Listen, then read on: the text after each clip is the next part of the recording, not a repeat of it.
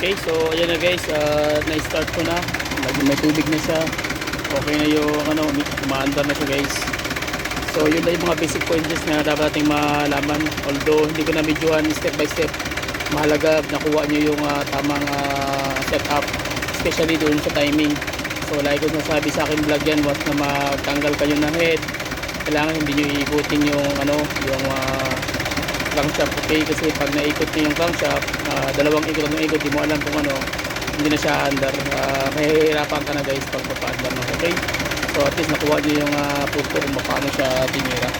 Okay, so shout out muli sa lahat. Patayin ko muna yung makina guys.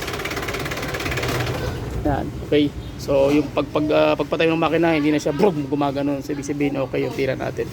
Okay, so shoutout sa lahat ng mga YouTube creator guys. Please support them and follow them, subscribe, likes, and lagi nyo supportahan guys mga Filipino creator, especially sa buong mundo na nagkalat kayo ng mga Filipino OFW, at sa lahat ng mga bagitang mekaniko, sa lahat ng mga DIYers, at sa lahat ng mga unit owner, at sa lahat ng mga sumusuporta sa aking YouTube channel. So ngayon almost nasa mga 6,300 something na tayo guys. Salamat sa inyong suporta guys sa ating mga subscriber, and then sa ating FB page almost nasa ano tayo. Ay so sorry, 6,300 pala, 6,500 pala yung ating FB page, and then yung ating YouTube channel is nasa mga more or less mga 5,300 something guys, mga ganun na. Oo.